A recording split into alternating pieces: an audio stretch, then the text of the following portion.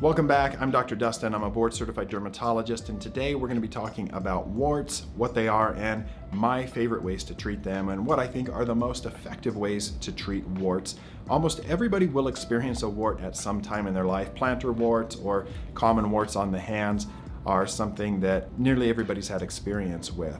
So to give a little background, warts are caused by the HPV virus, and there are dozens and dozens of strains of HPV, which is why you can have warts as a kid and end up getting other warts as an adult. Warts are contagious. Of course, we know that there are things like genital warts, which are spread through sexual contact, but even the warts that occur on the hands and the feet are spread from contact. And it doesn't have to be skin-to-skin contact. If you've gotten plantar warts, you may have picked them up from a community pool, walking around on the deck, or something like that. Now, of the HPV family, there are certain high-risk warts. HPV 16 and 18 in particular are warts that are more likely to turn cancerous, and these are the kinds we more commonly see causing genital warts and increasing the risk of cervical cancer or genital cancer in both men and women. In this video, we're primarily going to be focusing on the treatment of plantar warts, common warts, flat warts, mosaic warts, the things that occur on the bodies, and we will save genital warts for another discussion. But when we have warts occurring on the body, there are a number of ways to treat them. And when I see a patient and we're determining the best way to treat it, we look at the location of the warts, the age of the patient, how many warts there are. And so if you have one or two raised common warts on the hands, things like freezing with liquid nitrogen work really well. If you have deep warts on the feet, those are plantar warts, and they often grow in just as much as they grow out, and they're certainly going to be more stubborn to treat. Flat warts are really common finding on the legs of women, for example. They're very small, like a flesh-colored papule, and they will spread when somebody shaves their legs. They can take that wart and cause a whole line of them to occur up the leg. Kids get them on their face often. They scratch and they spread them across their chin or across the face. And of course, when they're on the face, you have to be very careful in choosing the right treatment that's not going to cause scarring. You want them to go away without scarring. So let's run through some of the most common treatments for warts. If you've ever been to your family doctor, a pediatrician, or a dermatologist, one of the most common things that we do is freeze with liquid nitrogen. Well over 300 degrees below zero, liquid nitrogen causes localized frostbite. This will likely lead to a blister forming, and portions of that wart can slough off. But if you've had them frozen, you know they often don't go away with a single treatment. And the sad reality is that is true with nearly any treatment that we have. One of the unique features of warts is that they make these proteins that help them to proliferate more quickly, to grow more quickly, and help them to hide from the immune system. They live in the top layer of the skin, they're away from a rich blood supply, and they have a mechanism to help them hide from the immune system.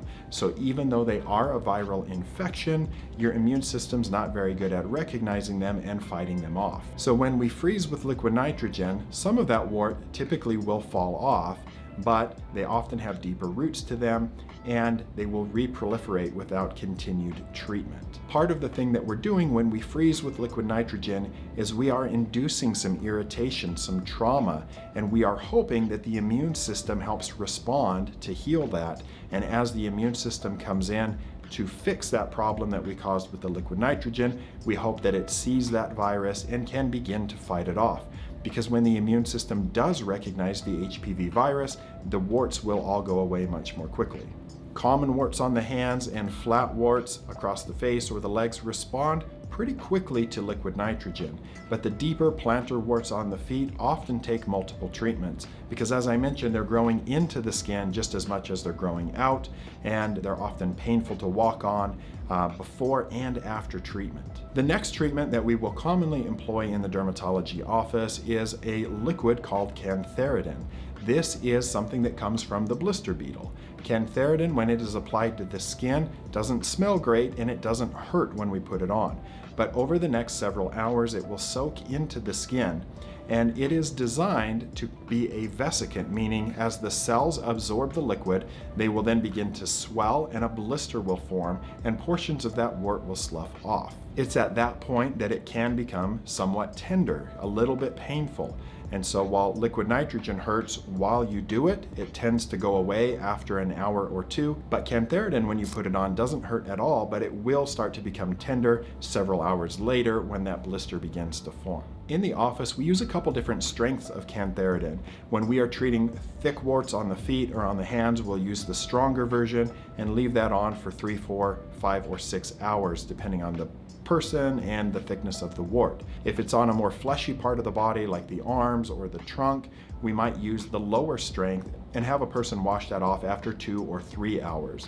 When treating warts in kids, we tend to have that washed off a little bit earlier just to avoid a really brisk reaction that could be very painful. In some circumstances, I will freeze warts and treat with cantharidin to really try to get after them and try to get them to go away as quickly as possible. The next treatment that can be employed is an injection of Candida antigen.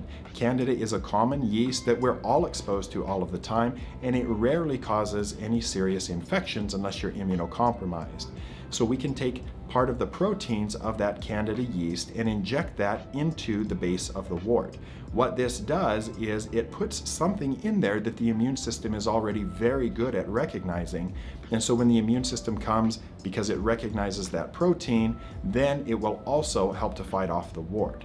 I don't personally use a lot of Candida antigen in my practice. I just haven't seen a lot of great results from it, but I have many colleagues who do see really good results from Candida antigen. And so that may be something that is proposed for you in the treatment of your warts. Another injection that I do use in my clinic sometimes is Bleomycin. This is an old chemotherapeutic agent, and when it is injected, it helps to cut off the blood supply to the wart. And I've seen really great results with Bleomycin, sometimes warts going away after only a single treatment. However, Bleomycin itself hurts. Not only the needle poke, but the medicine as it goes in stings quite a bit. And so we're very careful about our patient selection on this to make sure patients are able to tolerate the pain and discomfort. And it can be alarming because as the blood supply cuts off on that wart and it dies, it often turns black and looks quite scary.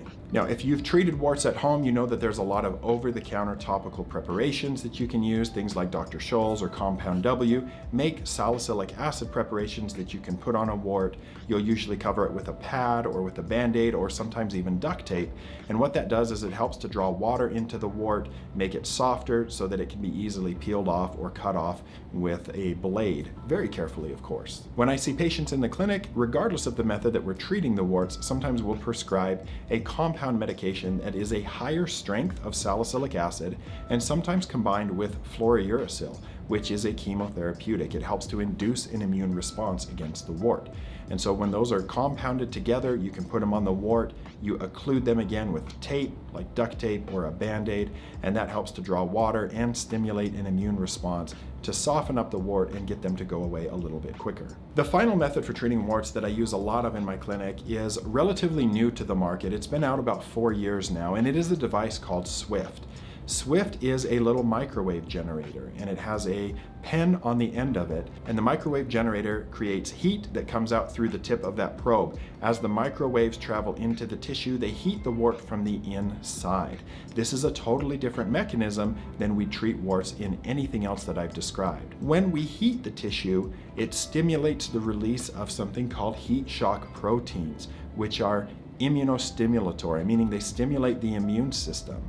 This particular treatment is a bit uncomfortable when we do it, but the upside is that there is no pain afterwards. Once that heat goes away, you don't have any pain, it's not going to cause a blister to form, and it's very good at stimulating the body's own immune system to begin to fight off the warts. However, the downside is that it's not covered by insurance. The insurance codes that we'll bill to your insurance are all a destruction code, meaning we have to be doing something that physically destroys a portion of the wart. Because the Swift machine doesn't do that, none of the insurance companies consider it a destructive method, and therefore they don't pay for it. So this is unfortunately an out-of-pocket expense. So why might you choose Swift? The data on Swift is that 75% of patients will clear their warts in about 3 or 4 treatments.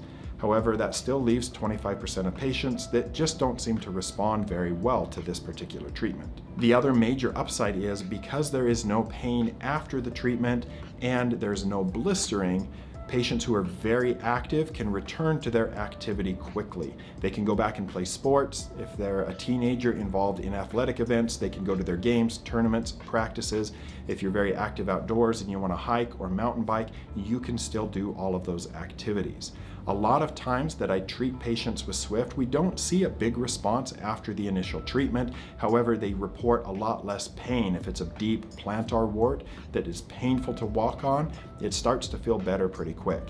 And then by treatment 2 and 3, we're starting to see a lot of progress in those warts as they start to dissolve and go away.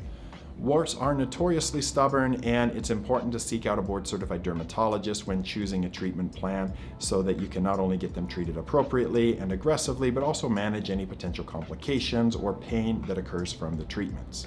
If you've had warts, there's a lot of ways you may have had them treated. Let me know what you found the most effective in the comments below. And if you guys have other questions about the treatment of warts, also leave them in the comments. I will plan to see you guys on the next video, and thank you for watching.